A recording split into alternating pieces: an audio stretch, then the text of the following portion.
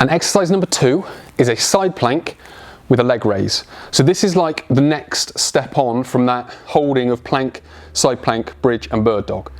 So once we get to that minimum standard, that's when you would start thinking, right, I don't need them anymore. Now I need to move on to this. So we come down into a normal side plank as we would. Now we know we can hold for 45 seconds because we've said that's our minimum standard already.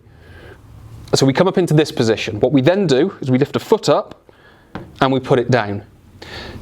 Now the goal here is not to let the hip move. So we go here, the hip doesn't move, we hold it down, the hip doesn't move as we pick up. Because just like the plank, when you put your elbow, pick your elbow up and put your elbow back down, your hips are going to want to wobble. It's the same scenario here. When you pick your foot up off the other one, your hips are going to want to drop. When you put your foot down, there's going to be a wobble. Then when you lift up, same's going to happen. When you put it back down, same's going to happen. So we've got a minimum standard of 45 seconds. So basically we would do 1, 2, 3 or 4 lifts. We know that's only going to take, say 20 to 30 seconds. We know we can hold that position, but we don't know that we can hold it whilst moving a leg.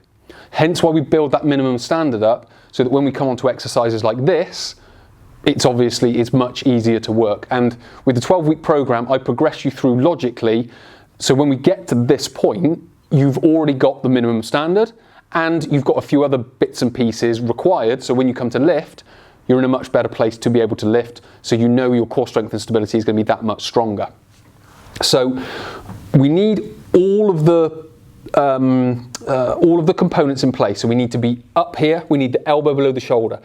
That's the first thing we need, is just to get in the right position. Then when we come up, we place down. Now you can sort of go into this position and hold it because you're going to relax because you've got both feet on the floor. Then we retense and come up.